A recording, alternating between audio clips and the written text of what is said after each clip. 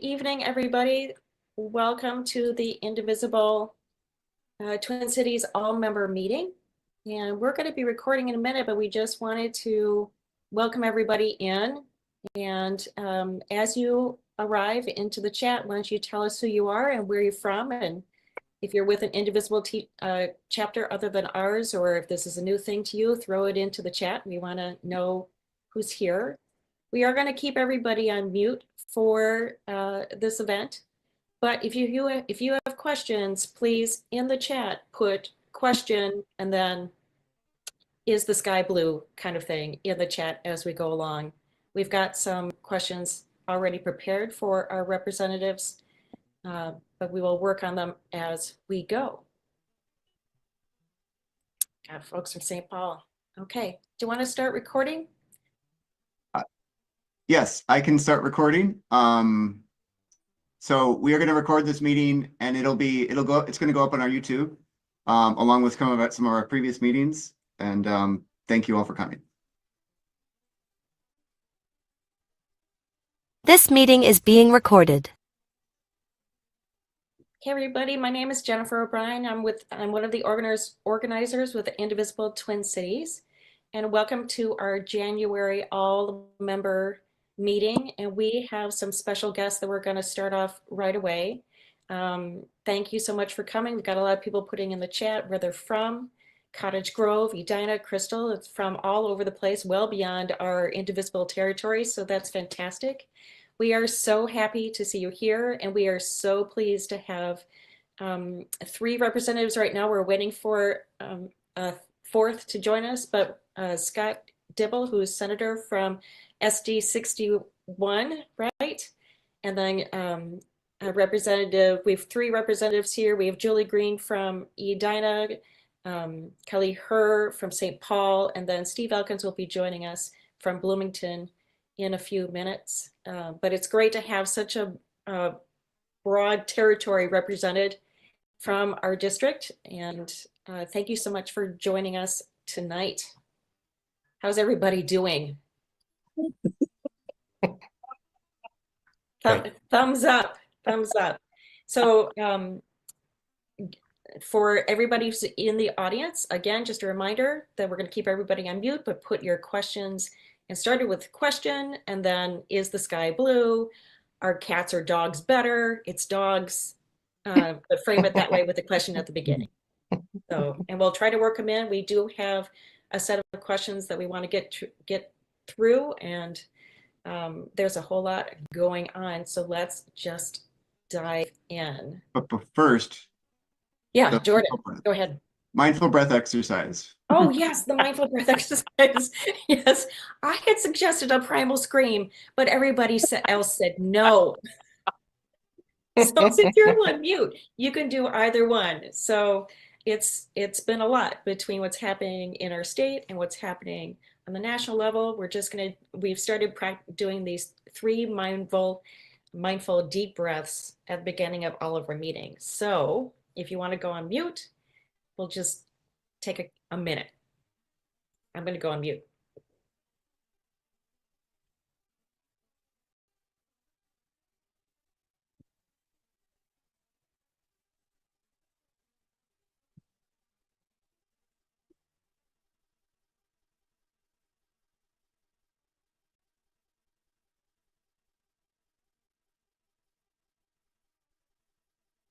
Okay, all of our presenters have opened their eyes again. So, welcome. Okay, let's dive in. So we're going to start with going to each of you and say, tell us a little bit about yourself, your district, and if this was an ideal session, what issues you're planning to work on this year, and what can actually get done. So Senator Dibble, why don't we start with you? Thank you so much. I'm really happy to be with everyone. I usually don't wear my suit in my own house like this, but I really just got home from work, and so I thought, what the heck, I might as well look like a senator for the call. So I represent Senate District 61, as you mentioned, which is much of Southwest Minneapolis, about half of downtown, the southern half of downtown, and a small sliver of North Minneapolis, south of Glenwood Avenue. I'm one of the co-chairs, and we'll talk a little bit about why I say that in a little bit, of the Transportation Committee. I have been the chair of the Transportation Committee in the previous sessions. And as per usual, I'm carrying a lot of legislation, but on my focus is in several areas. One is, of course, transportation. As everyone might be aware, we passed a fairly substantial kind of once in a lifetime generational transportation bill in 2023 with significant new resources to upkeep our aging roadway infrastructure, make sure that small communities have the resources they need to attend to their roads and bridges and the like. Also in the metropolitan area, we do what I call fully fund transit, which we're very, very proud of, as well as transit in greater Minnesota, as well as substantial investments in bicycle transportation and walking and microtransit and disability transit, et cetera. But what I'm very focused on is making sure that we are building the transportation system that serves everyone, that has an equity focus, that has a focus on serving everyone of any age or ability, and really get out of that transportation system, both in terms of equity, but also in terms of climate and our future, what we need. We've made tremendous strides, but there's a lot to do in terms of reforming how we go about planning and involving communities in envisioning what they want for their future. Some other items on energy. I serve on the Energy Committee, and I want to be sure that low-income energy assistance programs serve people in the summertime months as well as the wintertime. That's actually when people suffer the most distress in terms of their ability to pay their bills, and when people really need energy, because we now know with global warming, that heat-induced health and worse is a worse consequence than we find even in the wintertime. There's a lot of work to be done in the assisted living and skilled nursing facility, nursing home arena. So I'm working on substantial reforms to finish the work we started in licensing assisted living facilities a few years ago. I'm very proud of that work. A lot of that initiated out of this Senate district with the grassroots activists who brought all these issues to our attention, but a lot that was left undone. Because of industry, I'm very concerned about the role of private equity in healthcare and in long-term care facilities, as well as home-based waiver services. I have a number of other issues, but that's good for starters. Thank you so much, Representative Hurd. Do you want to talk about your district and what your goals are? So thank you for having me on tonight. I'm really glad to be joining all of you. 151 people, that is fantastic. So I represent District 64A. So for those of you who might not know St. Paul very well, it's if you know I-94, I'm south of 94 from the Mississippi River to the cathedral, and my southern border is the St. Clair. So I have like a long rectangular piece, right, what we would consider, I guess Dave Pinto would call it the south side of St. Paul. But I represent a district that I think is just the most fantastic district I could possibly represent.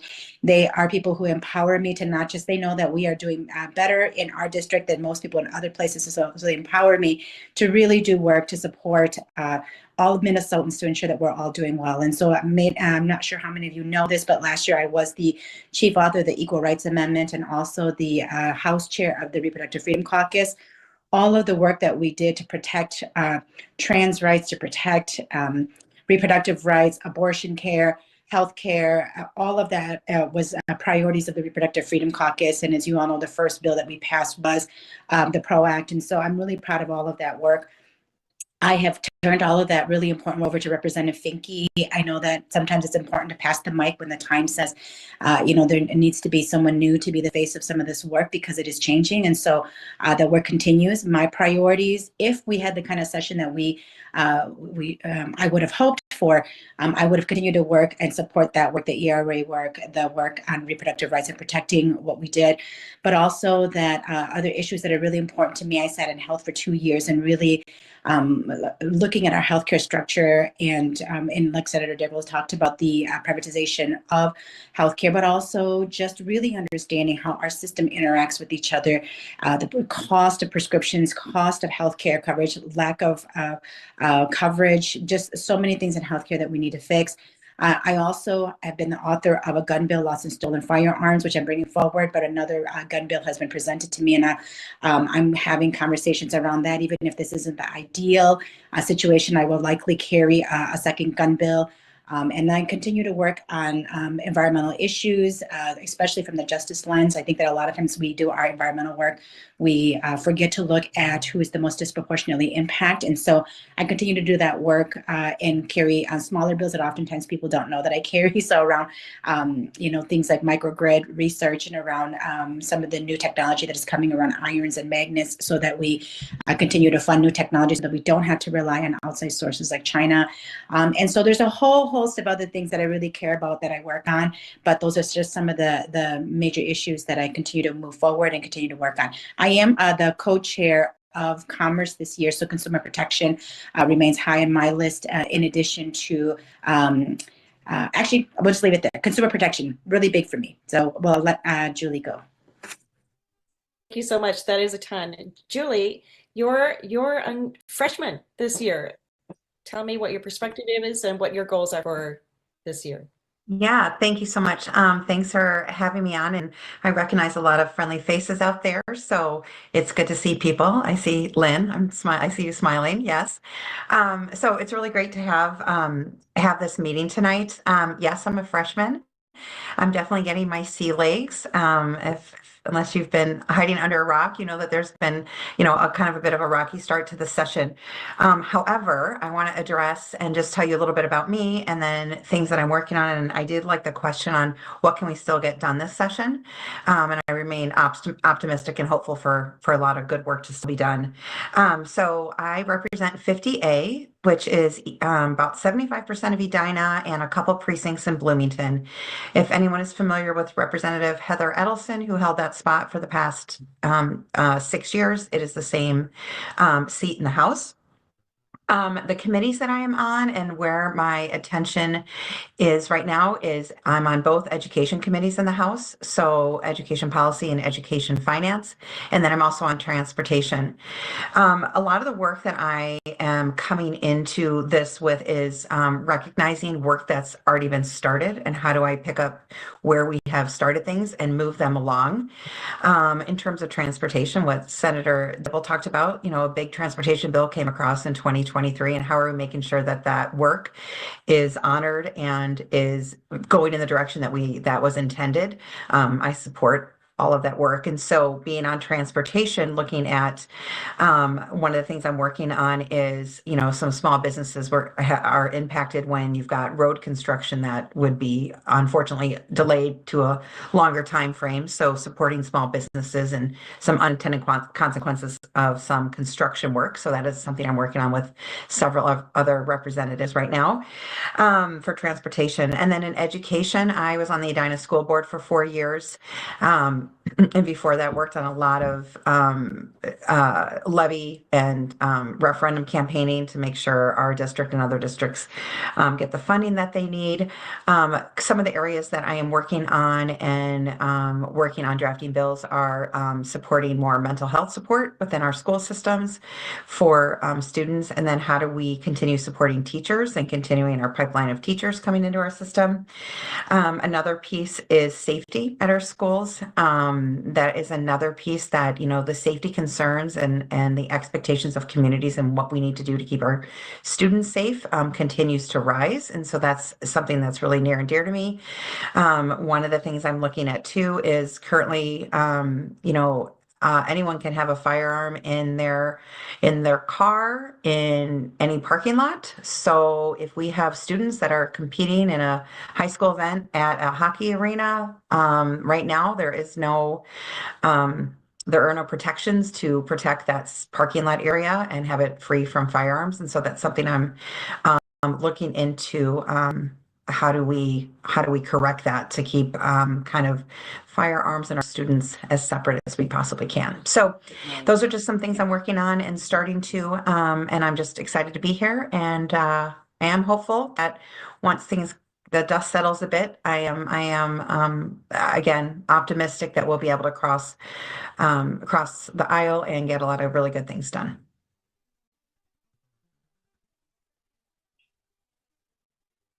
So much. I'm glad to hear you guys are all rearing to go. But before we talk more about specific details, let's get into the quorum debate and kind of what's happening right now. The beginning of the legislative session has had a rough start. The Minnesota Senate was able to broker a shared power deal, but the House has not. We're seeing a power grab by the Minnesota GOP as they attempt to pass legislation without half the members of the DFL present and refusing to seat Representative Tabke despite legal victories and electoral victories. And then we also have the open seat in SD 40B and the two special elections, Minnesota Senate SD 60 and then SD 40B, like we mentioned before. Can you give us an update on what is happening today and how we can help protect democracy during this attempted GOP power grab? Senator Dibble, do you want to talk quickly about what's happened at the Senate? And then we'd like to move on to the House because that's where all the action's happening. So if what was happening in the House wasn't actually happening, what is happening in the Senate would be headline grabbing and historic, but it kind of pales in comparison. So the short version is, as you mentioned, we lost our beloved Senator Carrie Dietzig from Northeast Minneapolis. Very, very painful. I still feel a lot of emotion around that. So that put us into an unprecedented 33-33 tie as we were opening up session. So we spent the week prior to the opening of session in a small conversation. I was a part of that leadership group to negotiate with the Republicans what we would do in that instance. There was a lot of desire to do what we could to open up and come to some accommodation of each other. And so the short version is basically we have just a evenly matched leadership structure as well as membership of committees, and we're basically passing the gavel back and forth when we're in session twice per week. Likewise, the chairs of the committees have worked out with each other who would hold gavels when, who would convene and run meetings. Most are working cooperatively on setting agendas. We have, like I said, the exact same number of senators on each committee, et cetera. There's a number of other elements, some of them which will last beyond this period of time until the Senate District 60 seat is filled, which will happen on January 28th. And then the individual who wins that, which will most likely be a fellow by the name of Dorn Clark, he'll take his seat a few days after that, probably February 3rd or February 5th. And then by a 34 vote majority, we can then rescind the resolution that establishes. And then we'll go into, kind of the normal course of things with the one vote DFL majority, and then we'll go back to divvying up the committees as well as having our president, Bobby Joe, preside over the legislative session. And so I think things will be fairly orderly for the next couple of weeks until that occurs. Great. Thank you for that synopsis. So anybody who's living in Northeast Minneapolis, remember that you've got an election that's coming up really quickly, and make sure you vote and talk to your neighbors and tell them that there is an election they need to get out and make their voices heard again. So Representative Hurd, do you want to give us a little synopsis of where we're at in the House and why it's so crucial that everybody pay attention? Yeah, so I mean, just to give you a little bit of background, I guess there's someone had a question, why was the Senate able to do this? Well, the thing is that we were actually, so if you look at right after the election to about the mid of December, the conversations between Speaker Hortman and, Leader Hortman and Leader Dameth were actually going very well. And there was an agreement on the table of having joint committees, joint number of people, a similar structure to the Senate, and it was agreed upon. And then the decision of Curtis Johnson came out, and then the Republicans walked away from everything. And then they were bent on not seating Tabke, and no matter what the speaker put in front of them, that they rejected all of it because they believe that if they can force Tabke's race into a special and not seat him, then they may have a chance of actually holding the majority. But despite him winning the election on election night, him winning a recount, and also a court decision saying that we know the 20 votes that were missing, and we know that those who have voted, they voted for Tabke, and there was no way for the Republican to actually beat him in that race. There's no reason for a special election, but they are hell bound on really on unseating Tabke. And so just know that the speaker has done everything that she can to put reasonable offers in front of him. I don't know if those who might not be following the news, that you all know that she, even up to the day of session, she gave them until noon that day when we started, that they could have full control of that. We would even vote for Lisa Dameth to be the Speaker of the House, that we would let them have the gavels for the time period in which they were 67 and we were 66 until the Curtis Johnson election. And we never assumed that we would win that race. And the speaker clearly understood that, like, if we didn't win that race for some reason in a midterm, even though it's been DFL held for years and years now, that we would stay in that agreement in which they would have the power. But should we win that race, we go back to the shared agreement that was negotiated prior to right after the election that was negotiated. The sticking point is that they refuse to not try to unseat Representative Tabke, who fairly won that race. And so that is the sticky issue for them now. And it is no matter how reasonable we are, no matter what offer is put in front of them, they are rejecting it. Lisa Dameth is claiming that she is the Speaker of the House. They don't care of the fact that they do not have quorum. And so, as all of you know, there was the hearing today, and we should get some kind of decision tomorrow from the courts regarding the quorum issue, because if that comes out in our favor, everything that they've been doing, we believe is a sham. It is not legitimate. They've not been legitimately organizing, constitutionally organized. And so a lot will depend on what happens next in negotiation as the decision that happens tomorrow. But be very clear though, right? We abided. They wanted us to abide when the Curtis Johnson decision came out, and we said okay. And Curtis Johnson said he wasn't going to run. They want to listen to the courts in those situations, but they do not want to listen to the courts in the Brad Tabke situation. And all we're asking is consistency. If you want us to honor what the courts are saying, honor what the courts are telling you as well. And so there is a lot going on right now. There's a lot of moving pieces, but there will be more to come. And you all should be hearing from public announcements from the speaker after tomorrow when the decision comes out. Thank you so much. I was listening to some of the hearings today. They live streamed it at 1 p.m. today, and I could only listen for a little bit of a handful, but it was fascinating to hear. And did they say that the ruling will come out tomorrow on Friday for sure? We suspect that it will, but I mean, there's never any guarantee. We thought the Tabke decision would come sooner than that, and it didn't come until the day of session too. So as much as we anticipate a decision tomorrow, there's always a chance that it will not either. Okay, great. Representative Green, do you have want to talk about the whole messaging issue and any more about all the details that are happening here? What, from your perspective? I know you came to SD 50 last night and did a great job explaining everything there as well.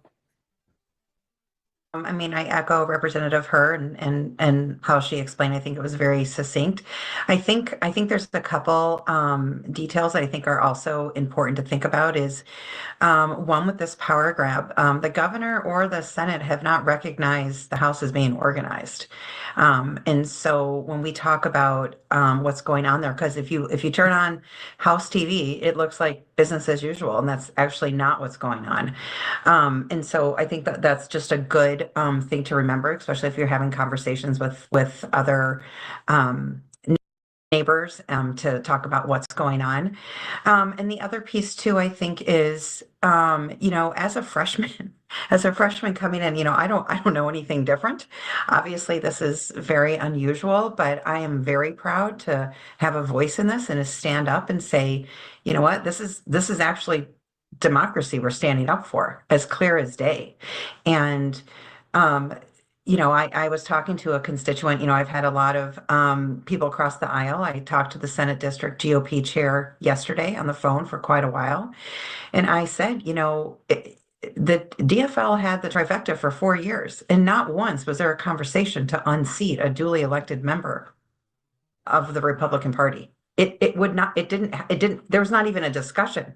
And so the audacity to say that, and there's not a lot of response when I put it out that to them that way. And so obviously it's sticky times, but I am very hopeful for the Supreme Court hearing, and that's going to rule in our favor. And we will get through this. And I have no doubt that once we do, and the dust settles, that we'll be able to work together, because we have to. I mean, 68 votes is needed to pass any bill. So all the bills that are being introduced right now, it doesn't really matter, because if they can't get one extra Democrat to come along with them, things aren't going anywhere. So. Okay, I do have one question that was brought up last night, which was, we're seeing the Republicans saying that they're bringing all these bills out of committee into the floor without you guys there, without half the representatives there. What happens to those bills that they have been talking about after, let's assume we hear on Friday? What happens to those? So to Representative Green's response is that nothing can happen to any of those bills, because they don't have 68 votes to pass the bills. And they can't even move bills between committees or bills to the floor without the votes. And so I think that they're talking a really big talk, but they cannot do anything without 68 votes. And so and especially because, like, Senate is not receiving messages from and neither is the governor. I don't know in what world that they think that they'll be able to execute on what they are saying. They can send whatever they want to there, but I can't even imagine a scenario in which anything happens with them. Okay, thank you. That's a relief. Jordan, are you seeing any questions about the quorum in the chat? One question from Victoria. Why would you act reasonably when with Republicans when they are doing a power grab? Why not be tougher? Dems need to step up and punch back. We've seen that nationally.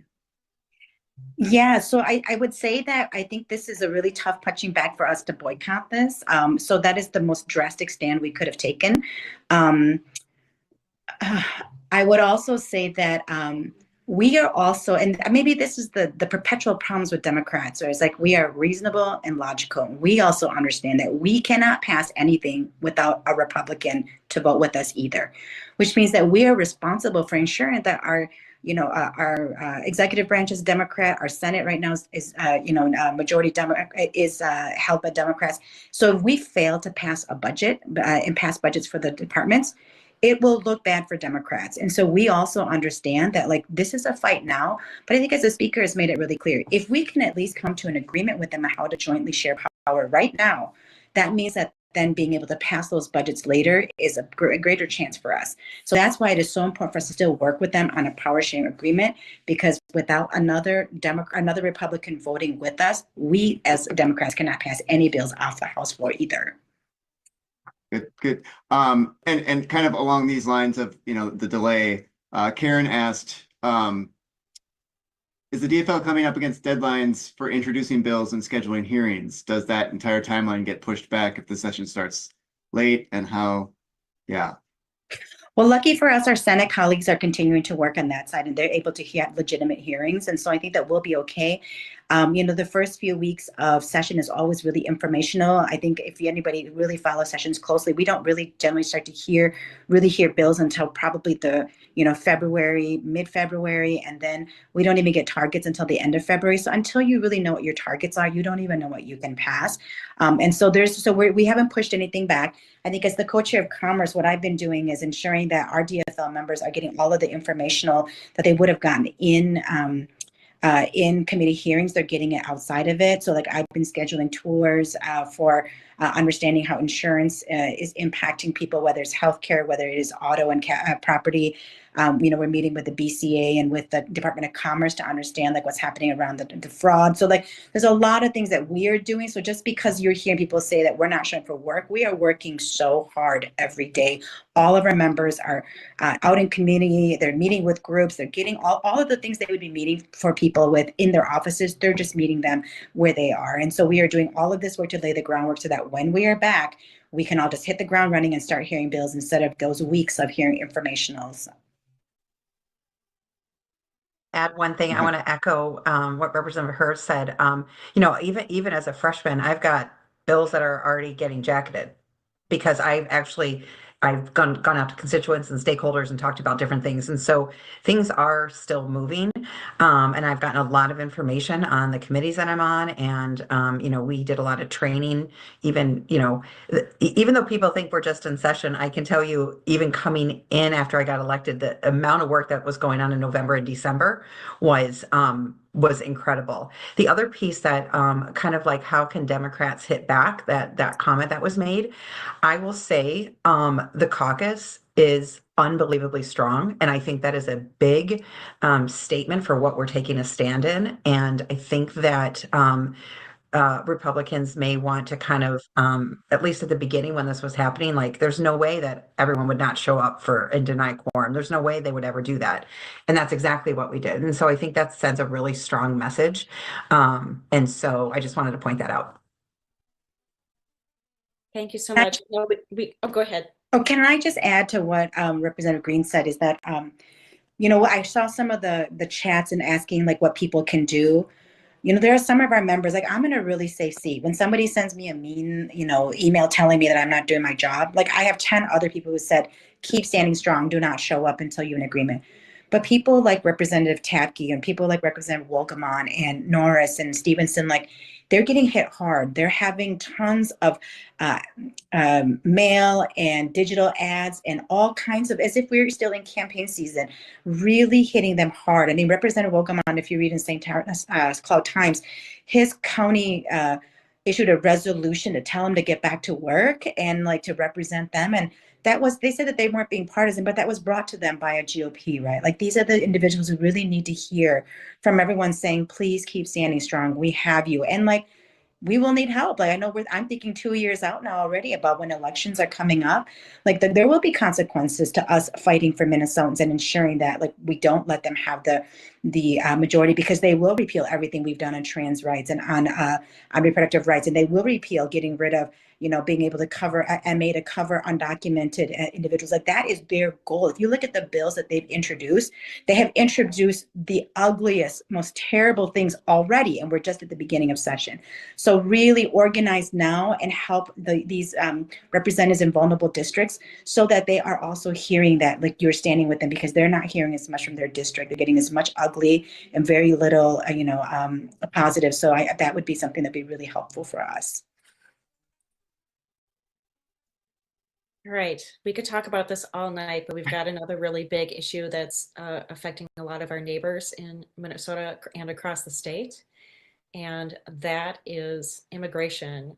The question that we'd sent along was, do you support the ACLU Firewall for Freedom and the North Star Act, which will prevent local law enforcement from cooperating with ICE?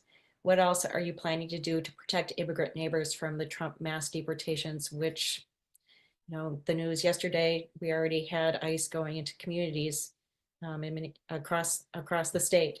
So I would love to hear, Senator Dibble, do you want to start from the Senate perspective? Certainly. The quick answers to both questions on the ACLU plan and the North Star Act is in very strong support of both. Of course, whether or not we're able to get the legislation that's outlined in the firewall document, as well as the North Star Act passed, is probably unlikely. That being said, I think we should talk about these things, hear them, et cetera. At a minimum, as folks may be aware, we've passed a number of substantial protections, as well as ways to secure the lives of people who don't have documented / legal presence in Minnesota. Driver's license for all. Making sure people have access to healthcare, other kinds of laws and programs that stabilize and secure lives. We need to stand strong for those and stand up for them. We're going to rely very heavily, of course, on the governor and the state agencies and the attorney general and local units of government to make sure that things like cooperation, having our local service providers and law enforcement basically federalized and deputized, that should not happen. We shouldn't be inappropriately sharing data that's going to expose people to harm and the like. To the extent that we can keep our own National Guard out of these sorts of activities and the like, we need to. Plus, we have a role to play as elected officials, as legislators, to make sure we're in relationship and in communication and contact with all of our neighbors, including our immigrant neighbors, making sure they have access to resources and information and knowledge, making sure that they know that we see them, that we care, and the like. One thing that we are involved with as legislators is kind of a whole of government working group, so that we're sharing information, we're making plans, we're synthesizing and syncing up our messages. We're gathering information about our constituents and sharing that in a shared platform, so that we can see if there's any emerging issues or patterns in ways that we need to intervene, et cetera. So yeah, I'll leave it there. There's a lot more to share, but like I said, I think the most important thing is to be in community, provide people with resources, and protect the things that we've already put in place. Representative Hur, would you like to weigh in? I would say that I feel very helpless, as much as you all do too. And I think that for us, it's making sure that we're working with our partners. So I've met with the city, with the county, with my partners who are directly on the ground working with these communities, and to ensure. We talked to our law enforcement entities as well, to say that we will not comply. We've also talked to our school districts, who are ensuring that they are not in any way helping ICE or any efforts to deport our families and separating our children from their families. A lot of entities who have these communities that they work directly with are putting plans into place to protect families, to help them with resources, to help them have plans in place in case they are separated. I know Representative Carlos Mariani, with his group, that MNEEP, that they put together a toolkit to help support families. And so I know that as state legislators, we are much more limited in our ability. I think that we in the House would be playing defense with all the things that we pass to ensure that housing doesn't exclude our undocumented communities, that they still have access to their driver's license for all, that they still have coverage for medical, that those are the things that we'll be playing defense on. But on the being able to protect our communities is really partnering and ensuring that we are working lockstep with our local leaders and entities that have direct communication and interaction with these particular communities. I was a quick question that we didn't have on our original list but I was surprised and pleased to see that the Minneapolis police chief went on the news and said that the Minneapolis police force will not be cooperating with ICE on the federal level. And then, of course, the next headline out is the Trump DOJ is coming after them. So, Exactly right. And we saw this happen in the last Trump administration where anybody who did resolutions about being sanctuary cities or sanctuary, like I know St. Paul School District had a resolution they were a sanctuary school district, that they were targeted, right? As a president who gets rid of all of his that DEI work, anybody who is public about what they're doing to protect our undocumented communities, he will come after them. I mean, just the fact that this is such a terrible human being who is going to withhold aid to California unless they make changes that make him happy. It's like everybody is set for punishment from this person if we're going to try to do the right things. And I have been thinking a lot about the strategy of maybe we stay real quiet as we work with each other so that we don't get targeted, because there are a lot of programs that require federal funds, right? Just in our healthcare coverage and including undocumented, that there are portions of our MA that get funded at the federal level, right? And there's no stopping the Trump administration from preventing us from getting the federal funds to continue to keep healthcare affordable. And so these are the kinds of conversations I had with Unidos and with Isaiah today, a couple of different groups who are working on some of these issues that they're really concerned about. And so maybe we just stay really quiet so that we make sure that we can continue to protect people and families in order to get this done. And I think somebody had a data privacy question too, that we have actually been asking people, how have you been collecting your information so that it doesn't hurt, it doesn't become a source of identifying our undocumented community. So like the question I asked today from our departments that work with signing up our undocumented for our MA benefits was, how are you protecting that data, and what happens if you're requested to get that information so that they can round people up? And so these are the types of questions that we're talking to our state, our departments and the different entities that hold this data, and that's really important to us right now.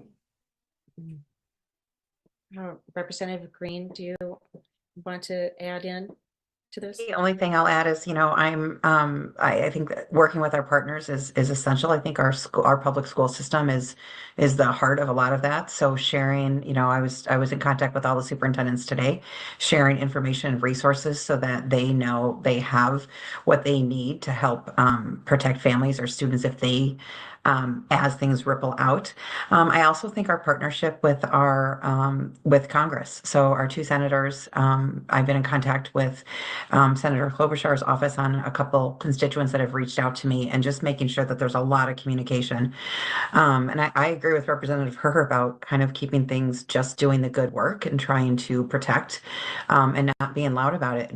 Just making sure we're doing everything we possibly can. I think that there is a huge commitment to do everything we can to protect our families here and people who are here in Minnesota. So, and it is worrisome. I'm not going to deny that. True. And Representative Green, I know you have a hard stop in about 2 minutes. Do you have time to stick around for one more question from the audience before you leave? And then For sure. Yeah. If Senator Dibble and Representative Herr can stick around for a couple more questions, that would be great. And Jordan, do you have a question at the ready for us? Sorry, I didn't give you a heads up on that one. No worries. Let me get off mute. I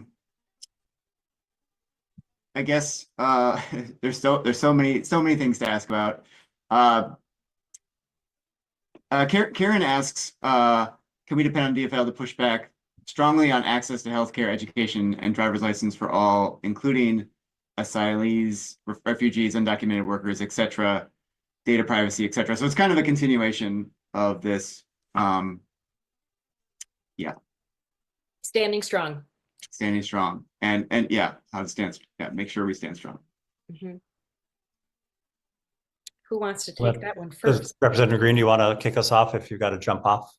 Yeah, yes, I will. Thank you so much, Senator.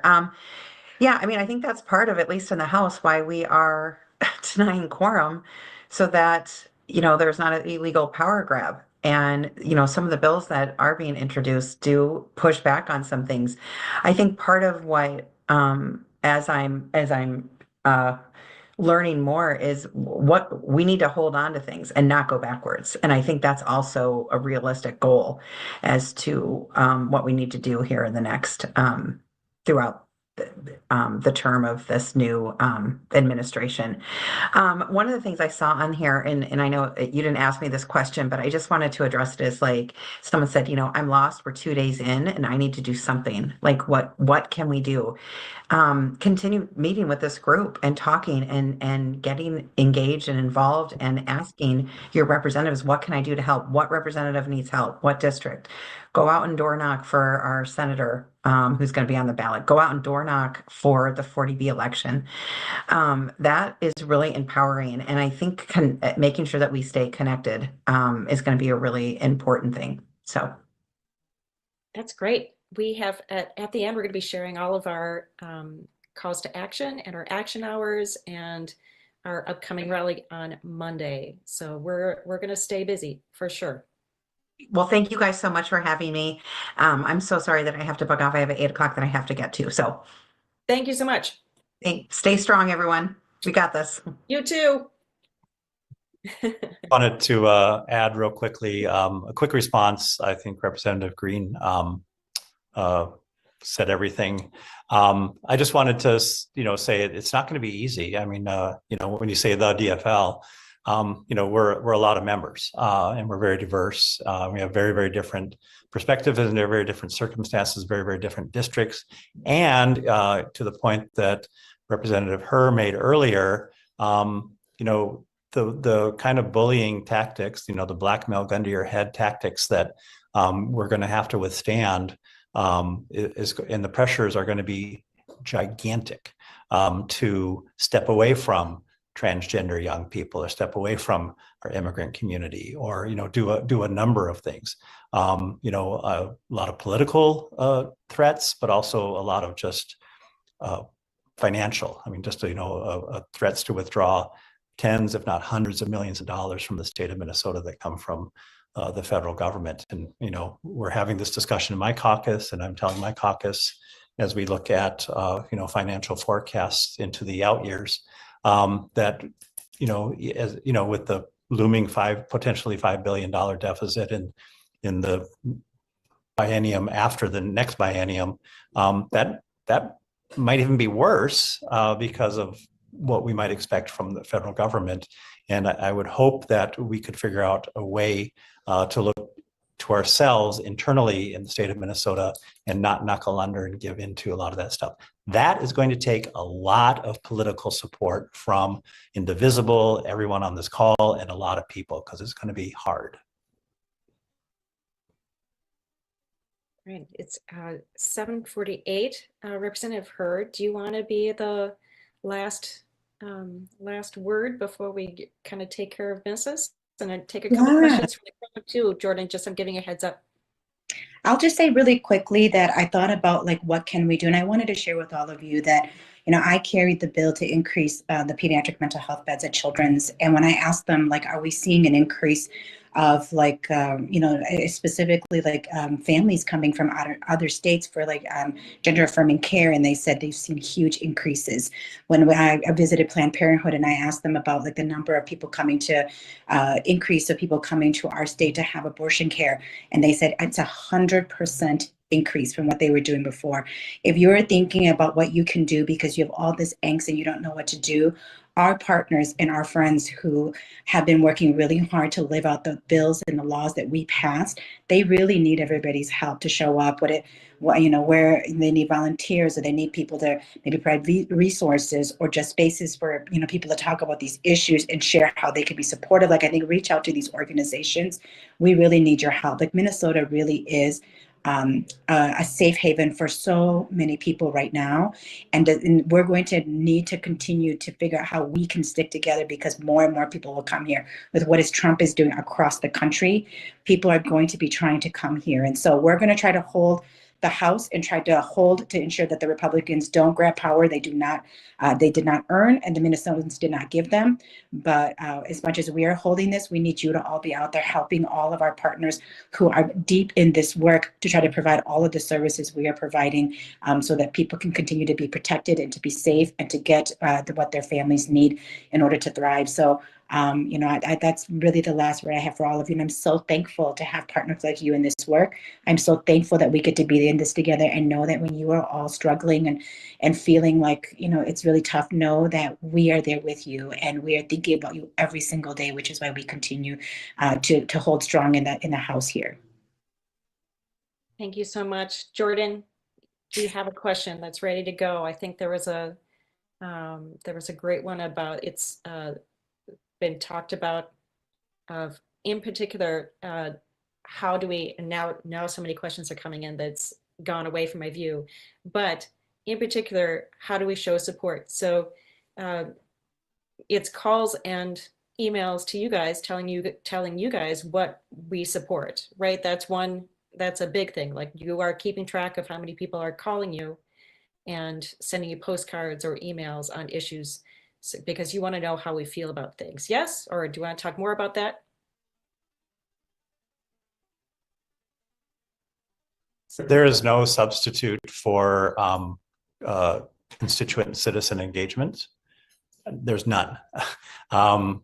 The metaphor that I like to use is, we are all sitting in a canoe or a kayak that's in a creek or a stream, and so we're either going to put our oar in the water and have something to say about where we go, and that's about engaging and steering the direction of our representative democracy, or we're going to take our oar out of that water and it's just going to take us where it wants to take us.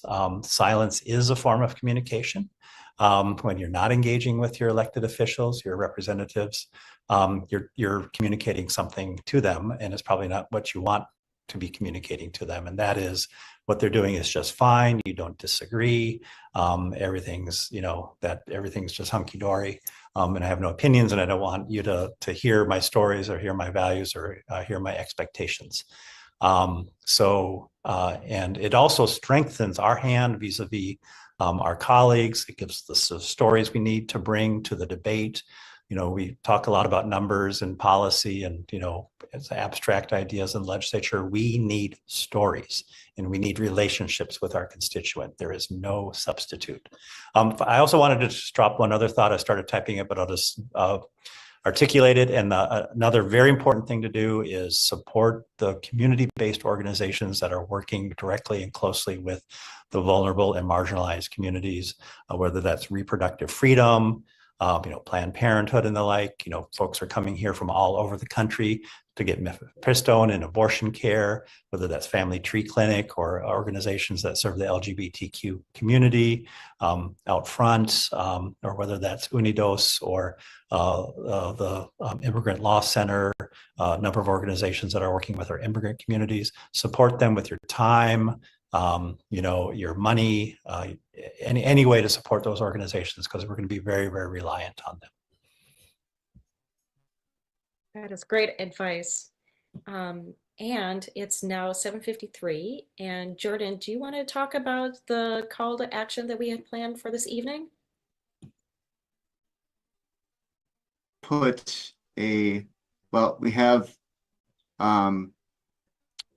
have, with regard to the quorum topic, which is a lot of tonight's, we have a call to action that we did last week and we want to do it again. So this is the quorum CTA.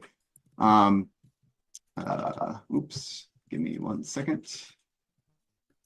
So hopefully you guys will be hearing from a couple of people tonight in your email boxes. And basically, so if your representatives are Republican, we have a little different script versus Democrats, but ultimately we want to get through this, get back to work. We want certified elections to be recognized, and so that's our quorum CTA.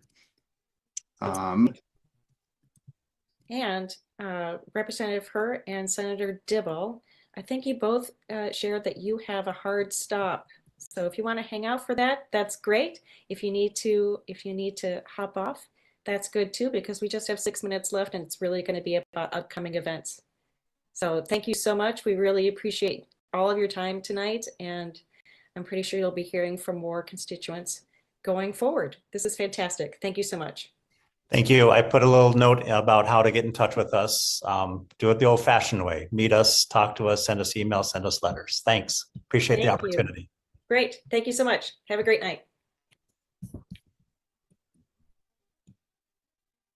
Okay, now Jordan, do you want to hop on the screen with me? We can Sure, talk I will. about I will this. join. I will share. I will add myself to the spotlight. So I'm not alone. What a great turnout tonight. Before you go, please, we have many upcoming events, many important upcoming events. The first of which is Monday at the Capitol.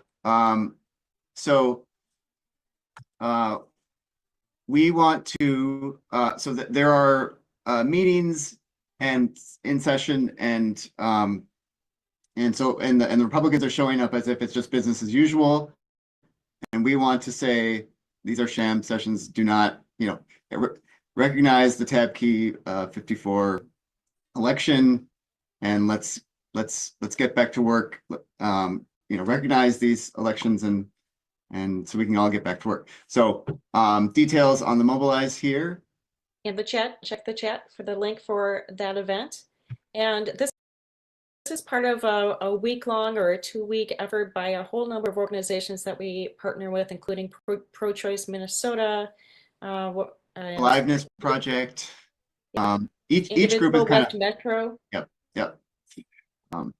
So they've adopted a day at the Capitol all week long, and then we are kicking off next week. It's going to be interesting to see if we get some results from the court case today yet this week, and then again, we just don't know what's going to happen once the decision is released. So we will, please sign up for the event, the rally. We're going to meet at 11:30, and then with signs and their instructions in the Mobilize, and we'll keep everybody posted if there are changes. Also, there's Action Hour on Tuesday, where we get together and we do the work. The quorum calls to action, a link above is an example, one example where we give you a script, we give you source material to reference, and so you can make informed contacts to our reps.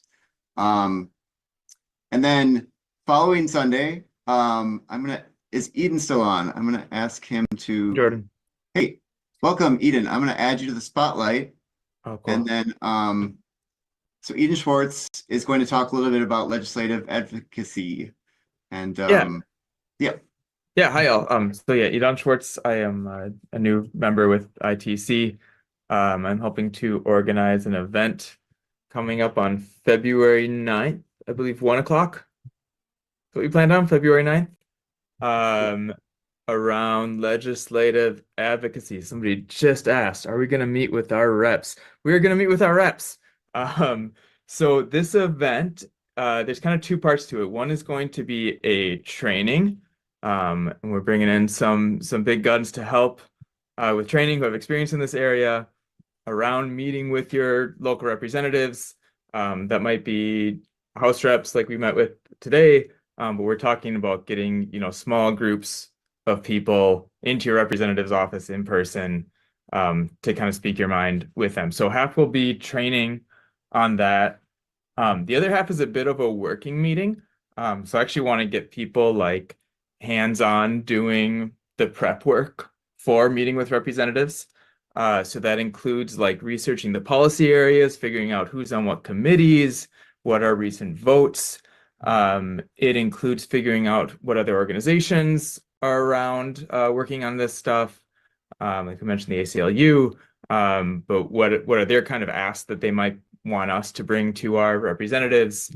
And then also I gave myself like a big thumbs up when I heard Scott Dibble. He's like, I need to hear your stories. And I was like, yes, we need to practice our stories, because that is huge.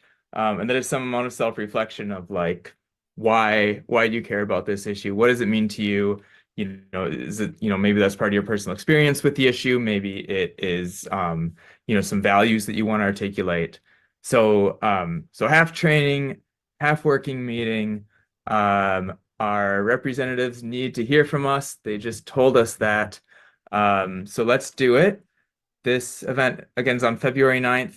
It is the day of the Super Bowl, but we will have you out with plenty of time to get your Super Bowl snacks ready. So don't worry about that. And there will be, I assume, emails with details on this. Yep, we're still ironing out location, and so that's why there's not a mobilized link yet. But be on the lookout for that. Also, we have a get involved form, and so the every action link will kind of allow people who want to do more. There's lots to do in addition to just action hours. So if you want to know, if you want to, aside from reaching out to us via info@indivisible-twincities.org, that every action form is a good way to get a hold of us. And Jen, thank you for reposting that Stop the GOP MNGOP coup link, mobilize link.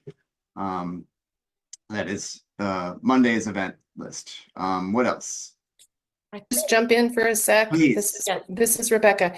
We have a very simple online form that you can use for the call to action around the quorum debate and the GOP power grab. I'm going to paste that into the chat right now. So it's basically a couple of clicks. It's a little bit easier, but you can do it, within less than a minute. So I'm going to put that into the chat right now. And there you go.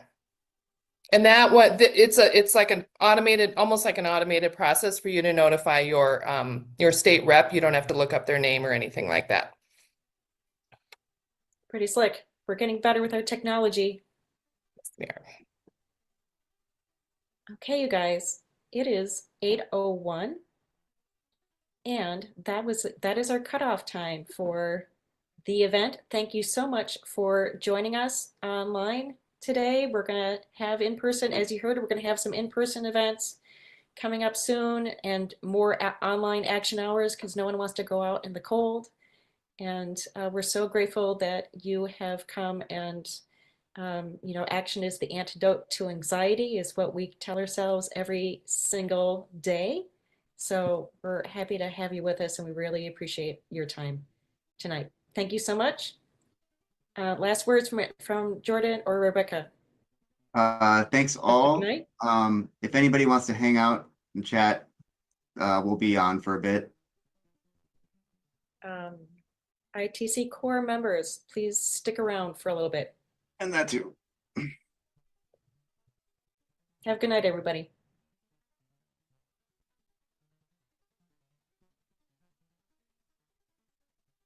I think I will stop recording. Yes, please do.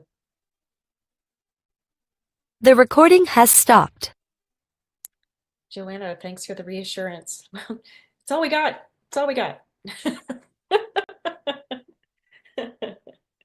Yes, and we've got much more. I mean, we had 3 reps, 150 people on tonight.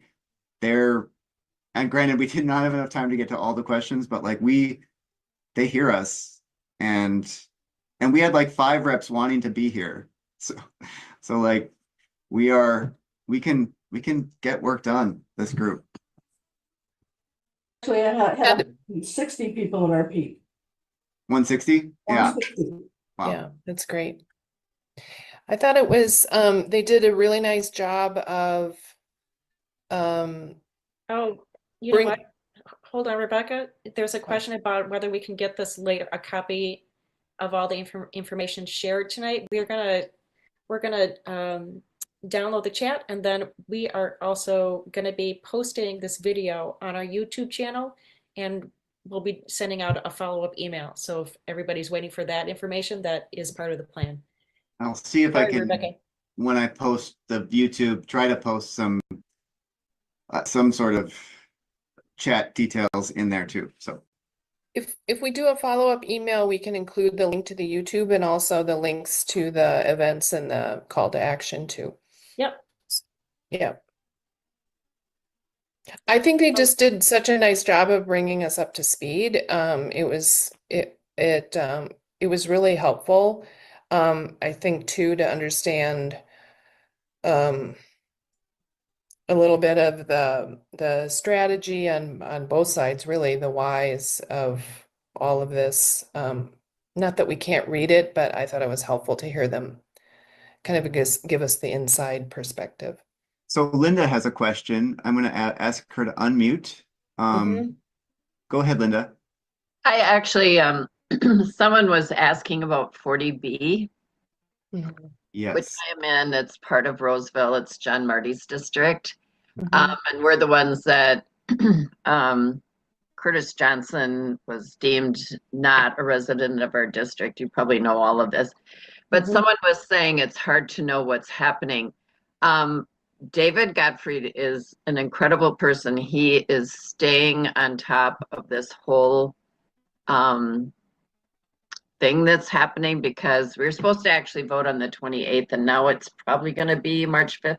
Yep. But just know that he is getting the messages out, and he has suspended some of the work that he's been doing. But as soon as he knows what's happening with the court, I know he'll be back on it.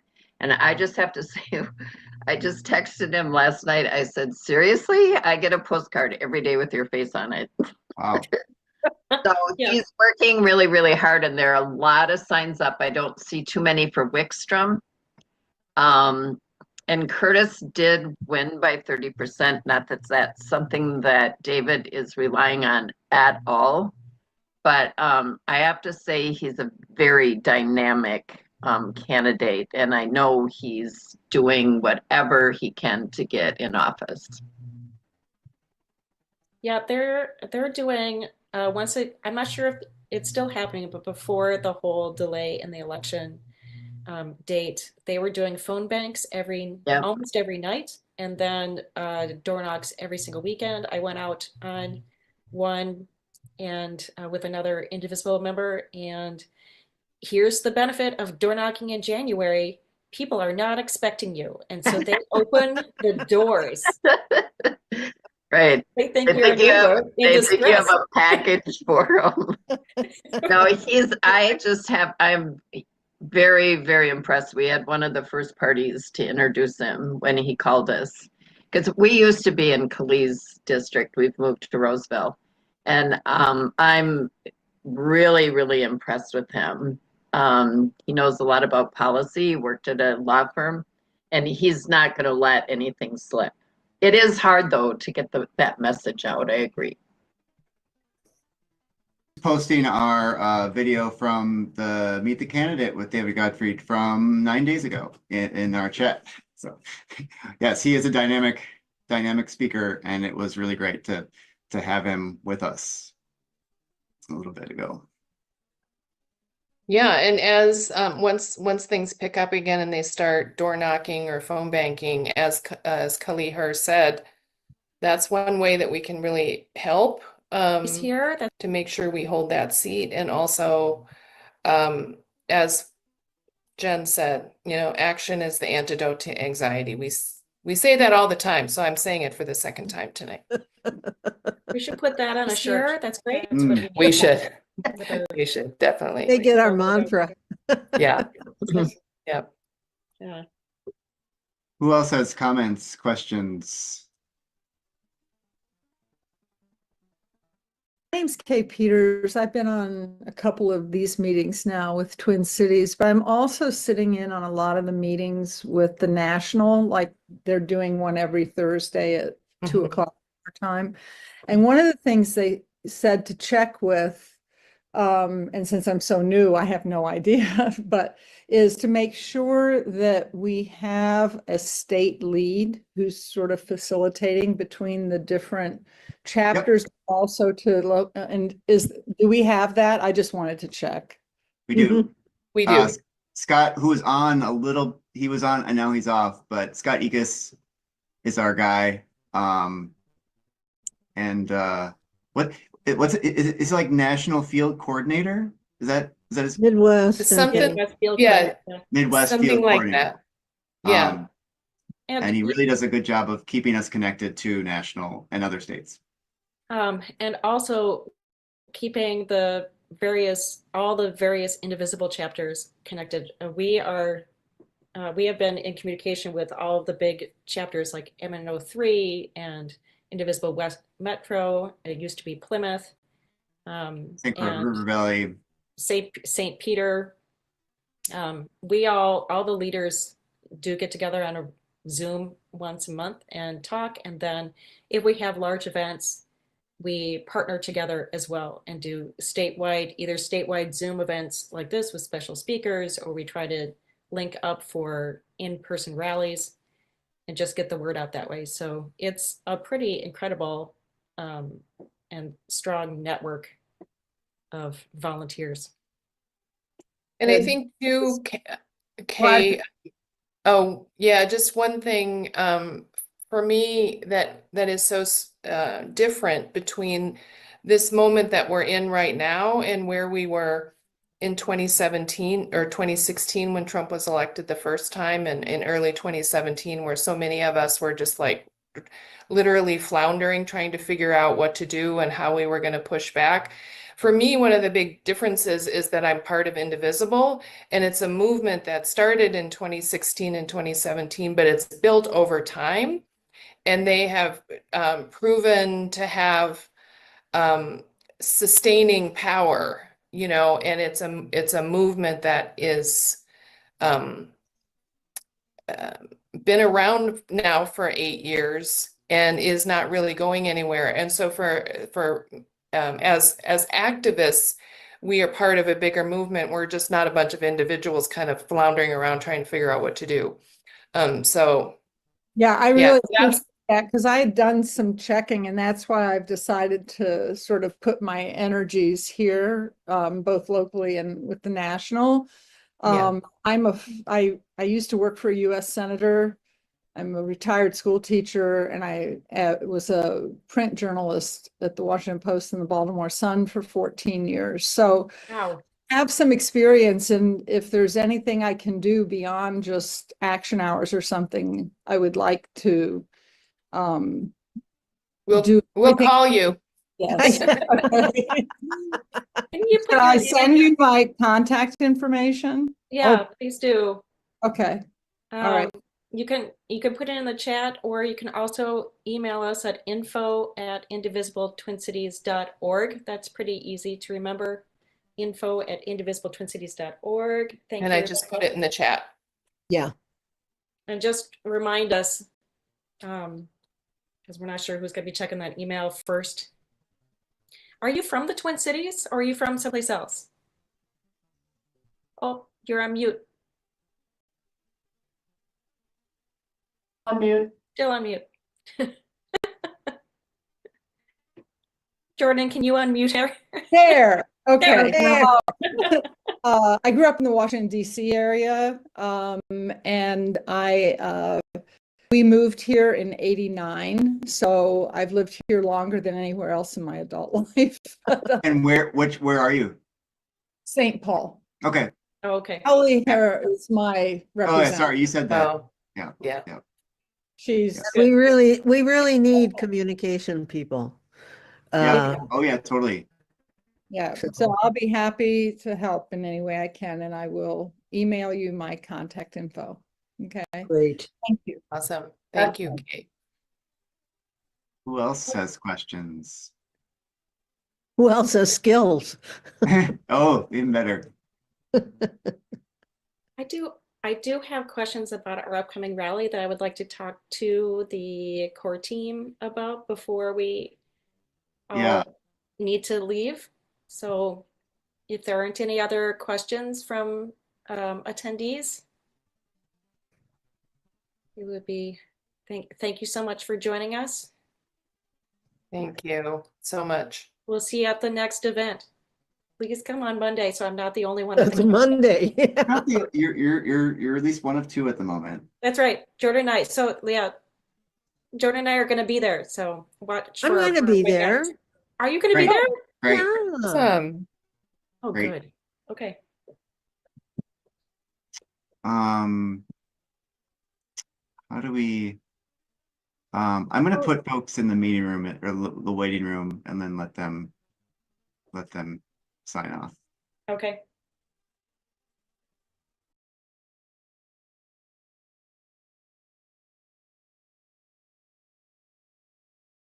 So then they put me in the waiting room, but as you saw, their focus is on abortion, trans, and illegals. They really don't care about the rest of Americans, and they want that money to keep on flowing, and they want to subvert the U.S. and Minnesota in order to do so, including risking federal funds to our state, and they're willing to do that, and then blame Trump. So I guess that's that. Minnesota first and America first. So clip it up as you wish, and hopefully everybody gets this.